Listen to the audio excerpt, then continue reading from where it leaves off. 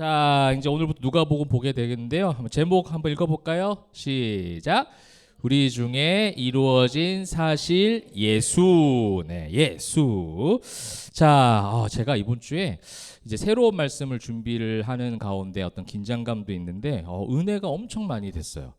왜냐하면 그 하나님 섭리가 진짜 좀 놀라운 것 같긴 해요. 뭐 신대원에서도 그렇고 이때까지 성경 많이 보고 공부도 하고 뭐 누가복음 설교도 하고 사도행전 설교도 했는데 완전히 새롭더라고요. 완전히 새로운 게 뭐 새로운 사실을 알았다가 아니라 원래 있었던 사실을 이렇게 퍼즐이 착착착 맞춰지는 느낌. 오늘 이제 또 누가가스 누가복음이잖아요. 그러니까 이 사도행전에서 성도들이 성령 충만한 성도와 교회들이 어떻게 이 험한 세상 가운데 살아갔는지를 보여준 말씀이었잖아요.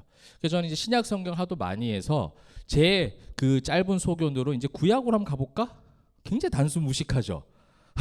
구약 가볼까 했는데 어떤 성도님이 의견을 주셨어요. 우리가 이제 그런 어떤 삶에 대해서 예수 믿는 사람의 삶이 이렇다면 예수님에 대해서 한번 집중 조명했으면 좋겠다. 그래서 딱 들어보니까 탁 느낌이 너무 좋은 거예요. 그래서 그럼 예수님에 대해서 알자 했을 때 예수님에 대한 이야기가 많이 담겨 있는 게 어디예요? 복음서잖아요. 복음서. 마태, 마가, 누가, 요한인데 우리가 이제 굉장히 똑똑한 사람들이라도 굉장히 다 누가스럽잖아 지금. 그렇죠. 누가한테 많이 지금 약간 우리가 적응이 돼 있기 때문에 그 누가복음을 보게 되어지는데 그래서 이제 저도 또 생각한 게 그래서 누가복음 한번 볼까 해서 누가복음을 이제 한번 쭉 보려고 봤더니 이게 굉장히 비슷한 시기에 쓰여졌더라고요. 네. 그리고 동일한 게 있어요.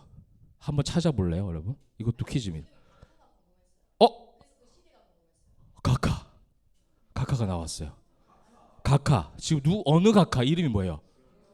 사도행전 1장 1절 보세요. 사도행전 1장 1절. 사도행전 1장 1절에 뭐라 돼 있어요? 데오빌로여라고 있습니다. 받는 사람이 똑같죠. 그리고 우리가 사도행전 마지막에 보면서 누가와 바울이 굉장히 오랫동안 함께 한 장소에서 오래 머물렀던 시간들이 자주 등장을 했어요. 뭐 이렇게 예루살렘 가서도 그렇고, 그죠? 벨릭스 베스도 그 총독들 만나면서 2년여의 시간을 있었더라. 그 다음에 또 어디 가가지고 저기 멜리데 성 가서 또 한 3개월, 4개월 또 있었고, 그 다음에 지난주에 봤었던 그것도 마찬가지죠. 새방에 로마에 도착했는데 로마에 가서 그죠? 한 2년 동안 있었고, 이 기간에 이루어진 거예요, 이게 다. 근데 뭘 썼느냐? 누가는요 삶을 체험을 통해서 봤어요. 바울을 통해서 또 자기가 예수를 만났고 성령 충만하니까 이런 여러 가지 전도 여행길 가운데 이런 어려운 가운데서도 이기게 하시는구나에 대한 부분들을 경험을 한 거예요. 그러면서 뭐에 대한 지금 궁금증이 생긴 거죠? 뭐에 대해서 기록하고 싶었던 거예요? 이걸 하게 만든 근원을 기록하고 싶은 거예요. 그러면서 누가복음이 쓰여진 거예요. 그러니까 어떻게 보면 지금 우리에게 딱 순서가 맞는 것 같아. 예수 믿는 사람의 생활, 예수 믿는 사람 진짜 교회, 진짜 성도의 삶이 어떠한가, 성령의 충만함에 대해서 우리가 보았다면 그것을 가능케 하시는 근원이 무엇인가예요. 이거를 이제 가득 담겨 놓은 게 데오빌로한테 그걸 가르쳐 주는 거예요. 지금 그 예수님 그 근원, 우리의 구원의 근원이시며 우리의 모든 영육을 치료해 주시고 이 험한 세상 가운데서도 믿음의 확신을 가지고 어떠한 순간에도 살아낼 수 있는 힘이 되게 하신 그 이름, 그 예수님을 마가복음이 먼저 쓰여졌었거든요. 마가복음을 기초로 해서 막 쓴 거예요. 그 다음에 바울에게도 들었고 사도들에게도 들었고 여러 가지 들은 이야기들. 오늘 그 내용이 1절부터 4절이에요. 사실 1절부터 4절 저는 그냥 지나간 적이 너무 많았고 별로 중요하게 생각 안 했어요. 근데 여기에서 굉장히 많은 어떤 의미가 담겨져 있더라고요.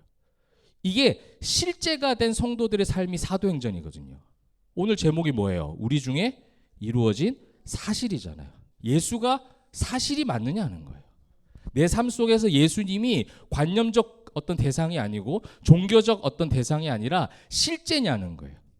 내 언어를 바꾸는 근원이 되게 하시고 내 영육을 완전히 바꾸어서 내가 가지고 있던 상처도 싸매어 주시고 내가 가지고 있던 잘못된 고집과 아집들도 깨뜨려 버리시고 그렇게 할 수 있게 만드시는 분이 예수가 맞느냐는 거죠.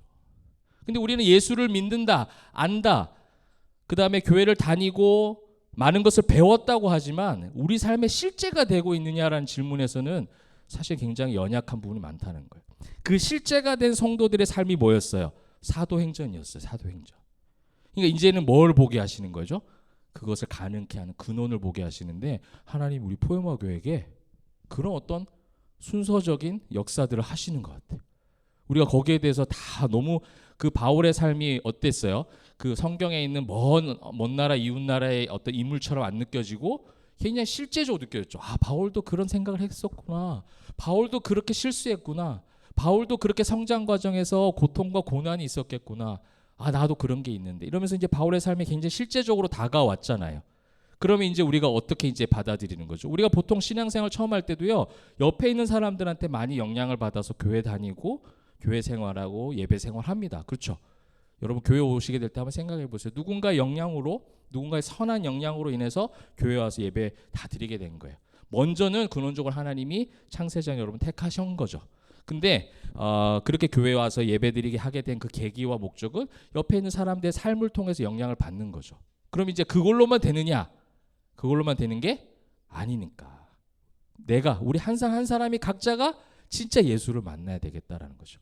그런 의미에서 우리 중에 이루어진 사실, 그 예수님의 여러 가지 행적들, 누가복음은 특별히요, 예수님이 탄생하시기 직전의 배경까지도 낱낱이 다 기록하고 있어요. 뭐 연대기적으로 해서 막 시간 순서상으로 아주 정확하진 않아요. 왜냐하면 나중에 이제 우리가 살펴보겠지만 성경을 기록하는 데 있어서는 구전을 통해서 많이 하거든요. 이렇게 이야기해 주는 거예요.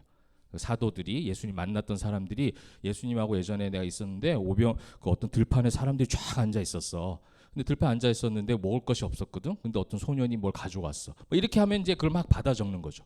그렇기 때문에 시간상으로 아주 정확하진 않아요. 그런데 성경은 하나님의 영감으로 쓰여졌기 때문에 하나님이 그 주제적인 메시지는 전혀 흔들림이 없도록 쫙 다 맞춰서 기록을 하게 하신 엄청난 역사가 이제 성경의 기록 어떤 상황이죠. 이제 우리가 그러고 보면서 이번에 누가복음을 이제 또 긴 시간 보겠죠. 그렇죠? 긴 시간 볼 것 같아요. 그러면서 예수님이 각자의 삶 속에 실제가 되기를, 그죠? 누군가의 삶에 어떤 영향권도 있고 또 어떤 삶에 어떤 본받을 만한 사람도 있겠지만 우리가 궁극적으로 본받아야 되고 닮아야 될 분이 누구시라고요? 예수 그리스도, 그죠? 우리 교회가 바라는 것은 오직 예수다. 그 고백을 가지고 우리 누가복음을 함께 잘 이제 공부해가면 또 은혜를 나누면 좋겠습니다. 자, 이 누가는요 의사였죠. 의사였습니다. 의사면서도 하여튼 그 어떤 굉장히 박식했던 사람 같았어요. 역사가이기도 하고 신학자이기도 합니다. 그래서 많은 어떤 능력을 가지고 있습니다. 그래서 누가는 어떤 과학적, 이성적 사고가 굉장히 많이 앞서는 사람이에요. 그래서 누가가 신비로운 어떤 현상들을 이야기할 때는 그건 진짜라는 얘기가 되는 거예요. 어떤 감정적 요소를 가진 사람이 이제 하는 게 아니라 굉장히 이성적으로 과학적 사고를 가지고 있기 때문에 거듭 확인하고 증명하고 그것이 증명이 되면 오케이 하는 그런 사람이거든요. 그렇기 때문에 그런 누가의 성량을 하나님께서 일부러 사용을 하시는 것 같아요. 그런 누가가 오히려 사도행전 한번 보세요. 사도행전에 막 신비로운 현상들이 많이 일어나잖아요. 성령이 임하시면 뭐가 하면 죽은 자가 살아나기도 하고 앉은 자가 일어나기도 하고. 근데 사람들은 어디에 그 현상에 집중하잖아요. 누가는 그 현상에 집중한 것이 아니라 그 현상을 있게 하신 성령의 능력을 소개하고 싶은 거예요. 그게 누가의 이성적 사고 방식인 거예요. 그걸 소개할 수는 있죠. 뱀에게 물려도 뱀을 떨쳐 넣어버렸다. 아무 이상 없었다. 맞아요. 근데 그 얘기를 하는 것이 아니라 그 모든 과정을 주관하시는 분이 누구시다? 하나님이십니다. 이거를 지금 자기는 너무나도 삶에서 많이 경험을 했고 실제로 목격했고 그걸 이성적으로도 믿겨졌기 때문에 그것을 막 기록을 하게 된 것이죠. 그러니까 이런 모든 것들을 사실적으로 자꾸 묘사를 하고 있습니다. 그래서 우리가 예수님의 어떤 이 누가복음에 담겨져 있는 사역들을 이제 우리가 계속 보게 될 건데 어떠한 기초적인 베이스를 가지고 볼 것이냐, 굉장히 실제적인 부분들을 많이 다뤄요. 예수님이 어떻게 하셨는가, 그 실제적인 사역들, 그 다음에 동시에 그 예수님이 어떠한 마음으로 사역하셨는지를 다 담고 있는 게 누가복음이에요. 그거를 그대로 사도행전에서의 삶 속에서 성도들이 이거를 다 해냈기 때문에 누가는 이것을 확신한 거죠. 이제 아, 예수를 믿은 사람, 성령에 충만한 사람들이 이렇게 살아가는구나, 이거를 너무나도 확신했기 때문에 이 사도행전과 누가복음이 정확한 저작 연대를 말할 수는 없지만 비슷한 시기에 쓰여졌다라는 것을 우리가 좀 생각을 하면서 예수님에 대해서 가까이 갈 수 있을 것 같아요. 자, 누가는요, 이방인일까요, 유대인일까요? 자, 유대인일까요, 이방인일까요? 이방인이 뭔지 알죠? 유대인 아닌 사람들이 이방인이죠. 바울이 이제 이방 선교를 갔으니까. 누가는 유대인, 이것도 약간 좀 헷갈리죠. 누가가 약간 유대인일 것 같기도 하고, 왜냐하면 성경에 쓴 사람이니까, 그죠? 이방인일 것 같기도 하고. 네? 어떻게 알았어요? 어디요? 아, 그래서 성경에 적혀 있어요. 네. 누가는 이방인이다 이렇게 적혀 있군요. 네, 성경을 새롭게 쓰고 있는. 네, 네, 맞아요. 근데 누가는요, 이방인이에요, 이방인. 그러니까 이제 바울의 이방인 선교의 조력자가 될 만한 사람이었던 거죠. 누가는 이방인으로서의 삶을. 그래서 아마 바울, 유대인 중에 유대인이 바울이었잖아요. 근데 역설적으로 이방인들의 선교를 할 수 있었던 것은 바울이 누가라는 동력자가 있었기 때문에 가능한 거예요. 그러니까 우리는요, 사람은요 늘 그래요. 비슷한 사람들끼리만 만나려고 해요. 그죠? 교회가 왜 건강할 수 있느냐? 교회가 사실 극과 극의 어떤 상황들에 놓여질 때가 있죠. 막 무너질 때가 있고, 아니면 교회는 세상의 모든 것을 주도할 만큼 100년 전, 200년 전에는 교회가 모든 세상의 그것들을 다 주도할 만큼 굉장히 선두에 서 있을 때도 있었어요. 근데 교회가 왜 그럴 수 있냐면요, 다양한 사람들이 모여 있는 것을 서로 함께 받아들일 수 있기 때문에 가능한 거예요. 예수로 받아들일 수 있는 거죠. 다른 사람, 다른 의견, 다른 생각, 다른 깊이들 다 가지고 있기 때문에 서로가 함께 시너지가 되게 하는 것이 예수님이 원하시는 공동체의 모습인 거예요. 이제 고린도 우리 전후서를 이제 다 봤지만 고린도 교회에 있었던 문제가 바로 그거잖아요. 시너지가 될 수 있는데도 불구하고 서로 갈등하고 서로 분열하고 이런 모습들이 고린도교에 있었던 것처럼 교회가 이제 공동체가 어떤 공동체가 될 것인가, 우리가 예수님 묵상하면서도 계속 우리 교회에 대해서 여러분 기도하시면서 말씀 보고 내가 그런 공동체의 일원이 돼야 되겠다는 생각도 같이 하시면 좋을 것 같아요. 이방인이었기 때문에 바울의 이방인 선교에 대해서 굉장히 큰 조력이 되었던 것 같습니다. 자, 그러면 누가복음의 이제 저작 시기를 주후 60년 초반이라고 보고 있습니다. 아까 말씀드렸듯이 사도행전과 굉장히 비슷한 시기에 적혀 있었고, 사도행전의 그 긴 시간, 2년 동안, 몇 개월 동안, 2년 동안 있었다. 이런 게 그냥 어떻게 보면 그냥 머문 시간처럼 지나가 버린 것 같은데, 그 시간에 집중적으로 바울과 이야기를 많이 하면서 이렇게 후세대들이 성경을 통해서 은혜 받을 수 있도록 기록이 되어졌던 것 같아요. 그러니까 우리가 불필요해 보였던 시간이었잖아요. 벨릭스와의 그 지지부진한 인연의 시간들, 그죠? 어떻게 보면 그냥 허송세월 같이 보였어요. 근데 그 세월이 하나하나 쌓여서 뭐가 되는 거예요? 성경 말씀이 된 거예요. 그럼 우리가 지나가는 이 모든 시간과 세월들이 하나도 허튼 것이 없어요. 그게 미시오 데이를 믿는 성도들의 믿음이에요. 내가 하고 있는 지금 학업, 내가 가지고 있는 지금 직장의 일들, 내가 준비하고 있는 모든 시간들이요, 조금 더딜 수 있어요. 그 더딘다는 것도 어떻게 보면 세상적 기준이에요. 세상 사람들이 말하는 기준이에요. 20대는 뭘 해야 되고 30대 뭐 해야 되고 40대 뭐 이렇게 자꾸 시간표들을 막 정하죠. 그리고 그 시간표 안에 들어오면 성공이고, 그 시간표를 넘어서면 뭐라고 말해요? 실패라고 얘기한다는 거예요. 이게 반성경적 개념입니다. 그죠? 우리는요, 배우는 것도 평생 배우는 거예요. 우리 지금 조집사님, 최권사님도 참 잘하고 계시는 게 계속 성경을 계속 공부하시려고, 탐구하시려고 하는 마음. 이건 우리가 어른들께 본받아야 될 부분이죠. 이게 평생 배우는 거. 학업이라는 학위는 졸업이 있겠죠. 수료가 있겠고. 그런데 하나님에 대해서 계속 배우고, 한마디로 성화죠, 성화. 예수님을 닮아가는 그 거룩한 과정은 교회 연수, 성경 얼마나 받느냐 그런 거 상관없이 계속 배우는 거, 계속 가는 거죠. 그 시간이 허튼 시간이 하나도 없이, 그 시간을 계속 기록해 놓은 이유가 있구나. 이런 퍼즐들이 성경을 그냥 조각조각으로 보면 몰라요. 근데 우리가 이 누가라는 한 사람이 기록한 사도행전과 누가복음을 보면서 이 퍼즐들이 하나씩 맞춰질 것 같아요. 그것이 어떻게 보면 은혜죠. 그래서 이 로마에서 이제 지내는 동안, 사실은 로마에서 지내는 동안 아마 이제 학자들 추측하기로는 누가가 그때 마가복음을 보게 되었을 것이다. 왜냐하면 마가복음이 로마로 보내진 편지거든요. 로마 교회 성도들한테. 로마에 있는 유대인들이든 이방인들이든 그 마가복음이 사복음서 중에 가장 먼저 적혀 있다라고 생각하는 학자들이 가장 많아요. 이게 가장 이제 맞을 것이다라고 추정하는 그런 어떤 설인데, 마가복음을 통해서 이제 마가복음과 누가복음의 어떤 비슷한 부분이 굉장히 많거든요. 거의 한 50% 가까이가 중첩이 됩니다. 예, 그렇기 때문에 이 누가는 마가복음을 아마 참고해서 썼을 것이다. 그래서 로마에 가서 지낸 2년 동안의 새빵살이.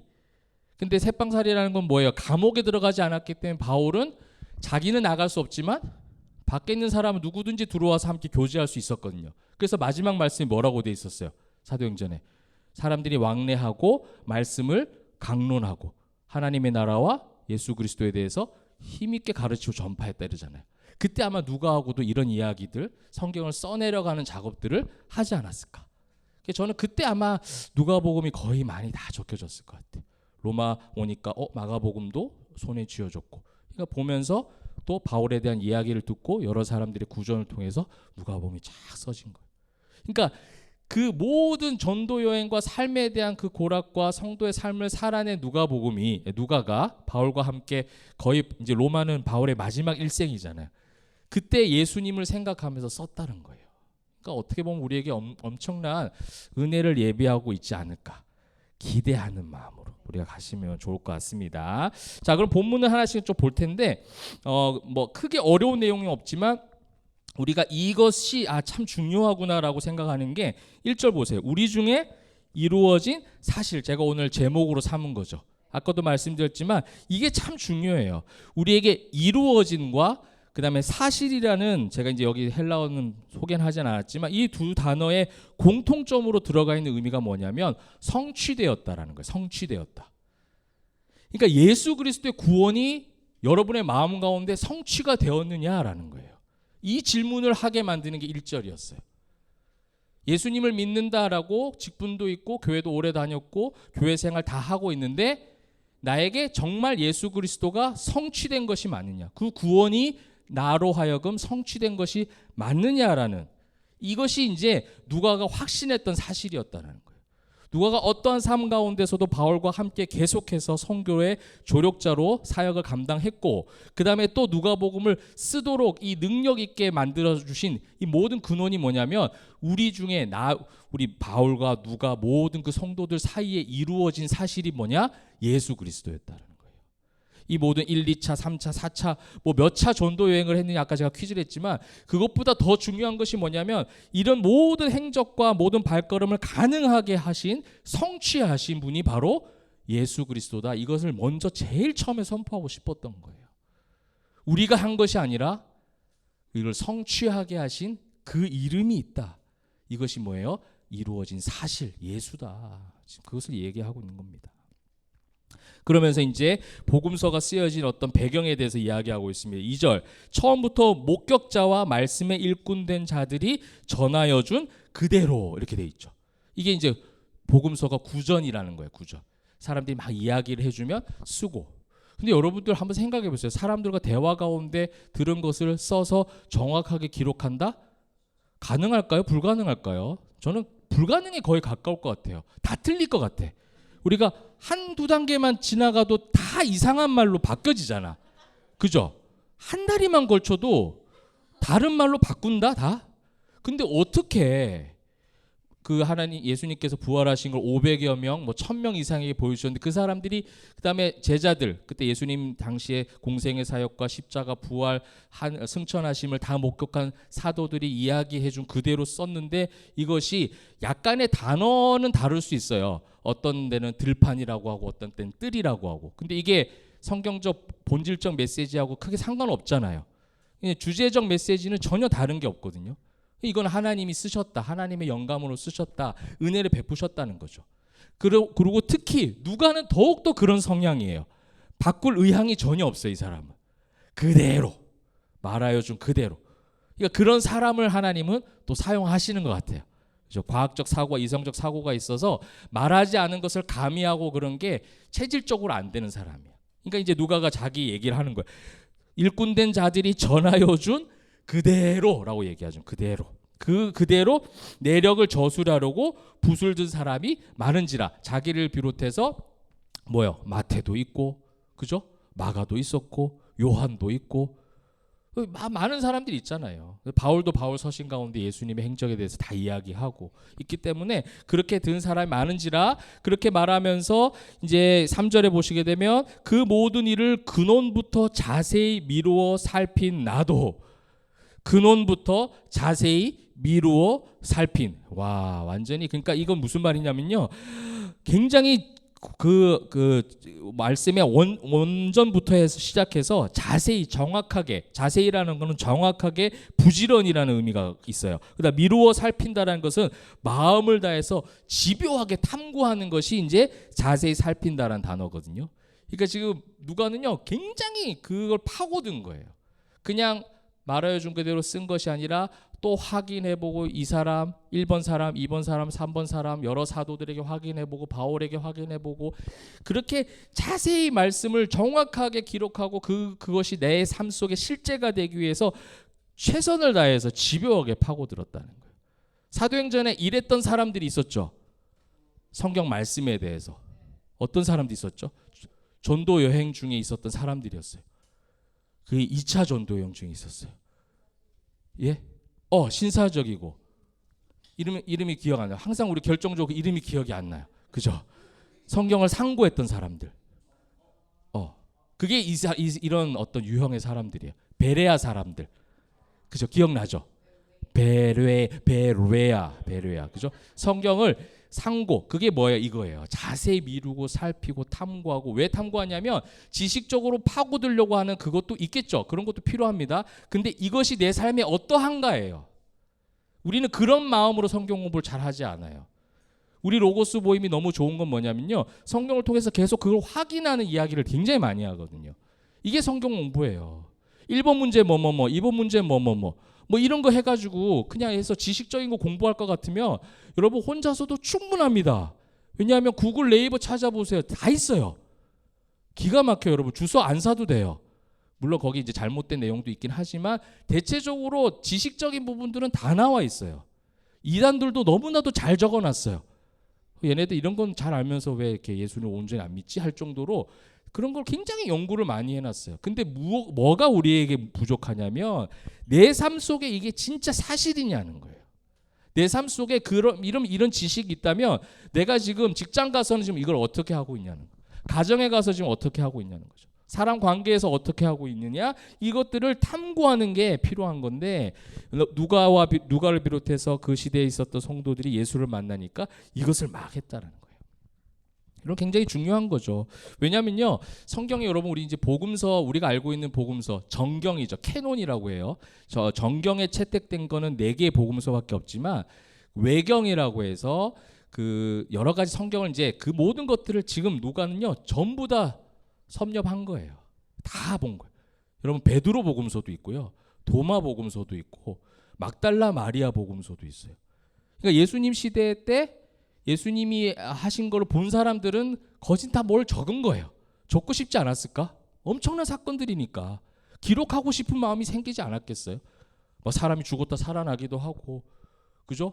막 오병이어가 갑자기 막 5천 명을 먹여도 12바구니 남기도 하고, 무리를 걸으시면 잠잠하라니까 물이 잠잠해지고, 이거 안 쓰고 싶겠냐고. 그러니까 얼마나 많은 사람들이 썼겠어요. 근데 이제 그 모든 예수님이 말씀하신 것만 쓴 사람도 있어요. 그걸 자료로 조합한 거를 우리가 이제 신학자들은 Q 문서라고 그래요. Q. 이 Q 문서라는데, 이 Q라는 것이 이제 그거래요. 독일어래요. 크벨레라고 해가지고 자료, 출처 뭐 이런 의미를 가지고 있어요. 그러니까 예수님이 말씀하신 모든 자료들을 다 조합해 놓은 거죠. 그 당시에도 다 있었어요. 그러니까 그것과 함께 베드로 복음서, 뭐 무슨 복음서, 도마 복음서, 이거 그 다음에 바울이 얘기한 거, 여러분 누가 보면 그냥 쓴 게 아니라는 거예요. 엄청난 그 탐구와 노력 끝에. 여러분 우리 포에마교회가 계속 지향하는 게, 저는 그렇게 되면 좋겠어요. 다른 거 안 해도 돼요. 교회는 다른 거 안 해도 돼요. 여러분들이 말씀을 탐구하고자 하는, 말씀을 깊이 있게 들어가서 그 말씀이 삶 속에서 자꾸 실천되어지는지 확인하는 이 습관, 이 영적 습관. 말씀을 하루에 몇 시간 보세요. 기도 하루에 뭐 몇 시간 이상 하세요. 다 필요 없어요. 여러분. 그 말 할 것이 아니라 이것이 되면 저절로 말씀 보게 되어줘, 저절로 기도하게 되는 거예요. 하루에 뭐 119 뭐 해가지고 하루에 1시간 뭐 하고 1시간 뭐 뭔지도 모르겠다 뭐 9분을 뭐 하고 굉장히 머리 너무 좋아. 그런 거 막 만들어내는 거 보면 333 뭐 이런 거. 그죠? 삼겹살 데이도 아니고 막 그래서 하루에 3분씩 기도 3분씩 뭐 하고 뭐 이런 거 하는데 그 자체가 나쁘다는 게 아니라 그것보다 중요한 게 뭐냐는 거. 우리는 자꾸 본질을 놓치게 만들어요. 자꾸 그런 걸 이벤트화할 필요 없어요. 말씀을 상고하고 깊이 파려고 하고 자세히 미루어 살피는 이 영적 습관들만 되어지면 당연히 말씀 생활, 기도 생활이 따라온다라는 겁니다. 그러니까 어떠한 편파성이나 왜곡됨이 없이 그대로 기록하기에 애썼던 누가였어요. 그러니까 우리가 성경 말씀을 볼 때도 그런 저자의 마음, 하나님의 마음을 가지고 말씀을 봐야겠죠. 그냥 이렇게 기록된 게 아니라는 것을 우리가 볼 수 있는 거죠. 말씀을 상고하는 성경적 그런 어떤 자세들이 우리 교회 안에 더욱더 넘쳐나기를 주님의 이름으로 축복합니다. 그다음 마지막 4절입니다. 이는 이제 데오빌로 각하에게 차례대로 써보낸 것이 좋은 줄 알았노니 3절에 얘기하면서 이는 각하가 알고 있는 바를 뭐하게? 더 확실하게 또 얘기하죠. 그러니까 확실하게, 자세히, 정확하게 이런 표현 얼마나 많이 씁니까 지금. 그러니까 예수님의 이야기가 역사적인 어떤 의미에서 봐도 역사적 예수가 사실이라는 거예요. 그것을 정확하게 거듭해서 반복하고 있고 역사적 사건으로서도 예수님은 정확하게 존재하신 분이긴 하지만 그분의 삶이 역사적 사건으로만 중요한 것이 아니라 우리 인류를 구원하시기 오신 예수님의 그 모든 것들을 더 정확하게 기록했다는 것을 지금 반복하게 얘기하는 것이고 또한 이방인들 데오빌로 각하라는 건 어떻게 보면 이방인들을 대표하는 지금 이제 수신자거든요. 받는 사람이죠. 근데 이방인들 크리스천들 가운데서는 사실은 이방인 사회에서 크리스천 살기가 쉽지가 않았단 말이에요. 굉장히 어려웠어요. 박해도 많았고 고난도 많았습니다. 그러니까 뭐라고 표현했냐면 더 확실하게라는 거예요. 이 확실하게라는 단어 자체가 진리라는 의미가 담겨져 있어요. 이 진리, 확실한 증거, 견고함이라는 의미가 담겨져 있어요. 우리는 그냥 진짜 확실하게 전한다 이거라는 의미 플러스 뭐냐면 진리를 전해준다라는 거예요. 진리. 헬라어를 사실 어떻게 보면 좀 더 깊게 번역해 보면 내가 진짜 우리에게 이루어진 사실인 예수 그 그리스도의 진리를 여러분들이 믿음의 견고함 속에서 계속해서 모든 것을 우리가 사도행전에서 성도들이 이겨냈던 것처럼 여러분들 데오빌로 각하를 비롯해서 이방인들도 확신 있게 견고하게 서서 이겨내기를 내가 이 바라는 마음으로 예수님에 대해서 써내려 가겠다 이거예요. 사랑하는 성도 여러분, 예수님을 통해서 견고해지는 저와 여러분 되면 좋겠습니다. 예수님에 대한 믿음에 대한 확신이 세상의 여러 풍파로 말미암아 흔들리고 있을 때 누가가 선택한 건 뭐예요 지금? 예수를 기록하겠다라는 거예요. 우리 삶의 분주한 일상 가운데 있는 가을이죠. 여러분들 보니까 제가 아는 것만 해도 스케줄이 어마어마하시던데 다들 힘을 내세요. 네, 우리가 그냥 관념적 고백이 아니라 예수로 진짜 힘을 내면 좋겠어요. 여러분이 하는 일들 그 있는 곳곳에서 감당하는 모든 것들이 버거울 때도 있겠죠.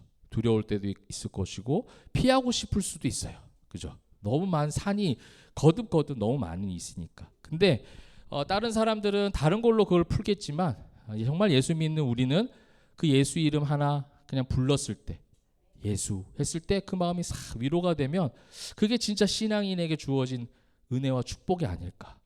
그죠? 건강, 재정, 모든 어떤 삶의 환경에 대해서도 하나님께서 우리에게 피할 길을 주시긴 하지만 우리에게 이미 임한 예수, 그 예수의 이름으로 우리 삶의 그런 상황 가운데서 넉넉히 승리하시면 좋겠습니다. 그죠? 그래서 어떤 믿음의 확신, 이 견고함, 흔들리지 않는 이유는요, 어떤 종교적 열심도 열정도 아니라 오직 예수라는 사실이에요. 근데 여러분 이 땅 교회도 많고요. 교회 다니는 사람도 많은데 진짜 신앙을 소유해서 거기에 맞는 어떤 생각과 가치관 아까 성경을 자세히 미루어 살핀 그 상고했던 사람들처럼 그 말씀이 내 삶 속에서 어떠한가라고 질문하고 계속해서 온전해지기를 예수님의 제자로 자녀로 살아가기를 애쓰는 사람들은요.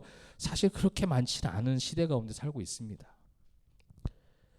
왜 그래요? 단순하죠. 답은요. 예수님을 믿는다고 말은 하지만 예수님에 대해서 몰라요. 그래서 우리가 지금 의미 있는 것 같아요. 이 누가복음 말씀 보면서 예수님에 대해서 많이 알아가면 좋겠어요. 그러면서 제가 요즘에요, 개척 초반에는 그런 마음이 많이 들었어요. 아, 진짜 교회다운 교회, 그죠? 진짜 성전된 성도들이 모인 모임, 그러니까 교회로서 성전으로서의 어떤 개념이 아니라 성전된 성도들 한 사람 한 사람이 예수 믿고 어떻게 변화되어지는지, 그러면 공동체는 저절로 건강해지거든요. 이제 이런 교회가 되기를 바라는 마음으로 또 하나님께서 정말 은혜를 주셨어요. 그래서 요즘에 기도하면서도 그 열매를 많이, 기도 순서 우리 청년들, 그죠? 어린 청년들, 그다음에 찬양하면서도 그걸 많이 확인하고 삶의 고백을 통해서도 너무 감사하게 많이 고백이 되어져서 감사한데, 이런 어떤 것에 대한 어떤 성경적 가치관에 대해서 변함은 없어요. 근데 요즘에 이제 제가 이제 유튜브를 통해서도 좀 봐요. 다른 교회 어떤 상황들 설교도 많이 들어보고 하는데, 제가 조금 한 가지 놀랐던 것은 뭐냐면, 이제 요런 복음 중심, 예수 중심이어야 된다라고 말하는 지식적인 설교는요, 이제 많이 해요. 사람들이 이제 기복적인 것이 별로다라는 것을 알아요, 설교자들이. 그래서 설교 단상에서 틀린 말 하지 않아요.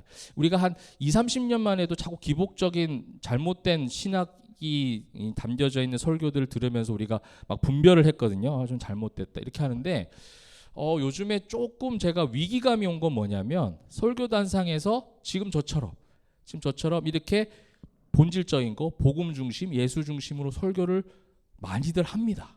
이제. 근데 중요한 게 뭐냐면, 삶은 어떠한가죠? 삶은 어떠한가? 진짜 그렇게 설교한 것처럼 일상에서 애를 쓰고 머리를 쥐어뜯고 고민하고 자세히 미루어 살피고 이런 과정이 있느냐? 그러니까 제가 모르는 사람들은 뭐 어쩔 수 없는데, 아는 사람들 중에 그렇게 하는 사람들이 꽤 있더라는 거예요. 그걸 보면서 저에 대한 위기감이 온 거죠. 아, 지금 지식적으로 나는 이것이 너무, 이 가치관이, 성경적 가치관이 제 머릿속에 확 들어와 있거든요. 그러니까 설교단상에서 이렇게 말을 하지만 돌아서서는 딴 생각하고 딴 짓 하고 있는 것이, 또 다른 어떤 욕망을 품고 또 다른 어떤 욕심과 탐심을 가지고 살아가는 거. 이게 뭐예요? 우리에게 이루어진 사실이 아니다라는 증거예요. 여러분, 사실을 그냥 막 이야기하는 거하고 우리 중에 이루어진 사실하고는 완전히 다릅니다. 그렇죠? 아까 성취되었다라고 했잖아요. 성취된 사람하고 성취되지 않았는데 사실을 증거하는 거, 사실을 그냥 입술로 증거하는 거 가능해요? 불가능해요? 충분히 가능해요. 왜냐하면 신대원에서도 이제 이상한 거 안 가르쳐요. 제가 있을 때만 해도 좋은 거 많이 가르쳐 주셨어요. 제가 신대원에 공부한 게 영향을 많이 받았어요. 그렇기 때문에 우리 세대에는 이제 아주 엉뚱한 소리는 안 해요. 제대로 된 이야기를 하는 사람들도 많이 있어요. 그런데 왜 자꾸 신앙인들, 교회의 능력은 자꾸만 소멸되어져 가느냐? 삶 속에서 자세히 미루어 살피고 애쓰는 그 분별이 너무나도 지금 부족한 시대 가운데 살고 있다. 그래서 우리가 예수님에 대해서 배운다는 것을, 여러분, 지식적인 접근으로 그것을 지금 목표로 세우지 마시고 우리에게 이루어진 사실이 되면 좋겠어요. 예수를 배우면 그 이번 주에 배웠던, 이번 주에 들었던 그 예수님의 이야기, 예수님의 마음이 이번 일상 가운데 내가 어떻게 그것이 기억이 나지고 되새김질, 구약 성경을 표현하면 묵상이죠. 묵상이라는 건 되새김질이거든요. 그것이 계속 되어지고 자세히 미루어 살피려고 또 한 번 성경을 펼쳐보고, 이런 어떤 우리 선한 습관들이 이루어지기를 주님의 이름으로 축복합니다. 아멘. 말씀을 맺으면서요, 구절 하나 보고 마무리하도록 하겠습니다. 마태복음 16장 13, 14, 16절까지 말씀이에요. 우리 다 같이 한번 읽어보고 말씀 마무리할게요. 시작.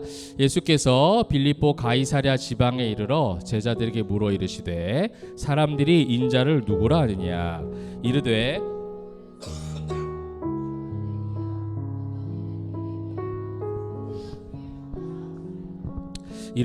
너희는 나를 누구라 하느냐? 시몬 베드로가 대답하여 이르되 주는 그리스도시요 살아계신 하나님의 아들이시니이다. 아멘. 다른 복음서에 있는 고백입니다. 사람들에게 복음을 전하고 설교를 하고 이적을 행하고, 그 사람들이 막 좋아해요. 많은 사람들이 모였습니다.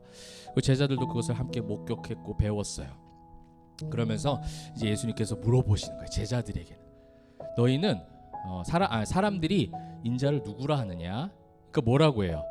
메시아 구원자라고 말하는 사람은 없어요. 14절 보니까 뭐래요? 더러는 세례 요한, 또 엘리야, 어떤 예레미야. 그렇죠? 세례 요한은 회개하라 천국에 가까웠다. 그러니까 마치 하나님 품에 그 율법적인 어떤 그것을 잘 지켜서 이제 구원받을 수 있을 것 같으니까 세례 요한을 막 따라가고 싶었던 거죠. 엘리야는 뭐예요? 능력이 있던 사람이잖아요.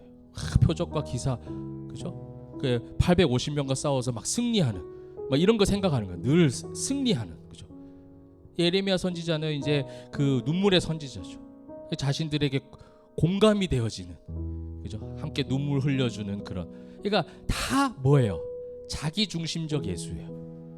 그러면서 이제 제자들한테 물어보는 거예요. 이르시되 너희는 나를 누구라 하냐? 너희는 그럼 나를 누구라고 생각해? 그러니까 시몬 베드로가 말하죠. 기가 막힌 고백을 하죠. 주는 그리스도시요 살아계신 하나님의 아들입니다. 예수님의 십자가와 구원에 대해서 고백을 해요. 근데 이게 제가 아까 첫 마지막에 말씀드린 뭐예요? 지식적 말만 가지고 있어. 이러고 나서 예수님이 맞아. 네가 말한 게 하늘에서 내려준 그 어떤 메시지야. 너의 반석 위에 교회가 세워질 거야. 그리고 내가 죽고 3일 만에 부활할 거야. 그러니까 베드로가 어떻게 해야 돼요? 할렐루야 아멘. 주님의 그 십자가를 따라가야 되는데 절대 그런 일은 있을 수 없습니다. 했다가 이 사탄아 이 새끼야 이렇게 돼버린 거야. 그러니까 어휴 금방 칭찬받는데 괜히 말해가지고 내가 이게 문제야 막 이러면서 이게 어떻게 우리에게 이루어진 사실이 아니었다라는 거예요. 베드로에게 아직 이루어진 사실이 아니에요. 그 이름은 알고는 있죠. 배웠으니까. 우리 성도들이 제가 말하는 기도하는 기도의 제목은 우리 포에마 성도들이 이번 누가복음을 통해서 이 예수가 우리에게 이루어진 사실이 되길 바라요. 그죠? 주는 그리스도시요 살아계신 하나님의 아들. 그 고백 자체는 기가 막힌 고백이었어요. 성령께서 내려주신 고백이에요. 이게 관념적 어떤 지식적 고백이 아니라 여러분 삶의 고백이 되어져서 그 예수의 이름 하나면 충분하다. 이것이 유행어가 아니라 그죠? 진짜 나의 가치관이나 나의 생각, 나의 고백이 되기를 주님의 이름으로 축원합니다. 아멘.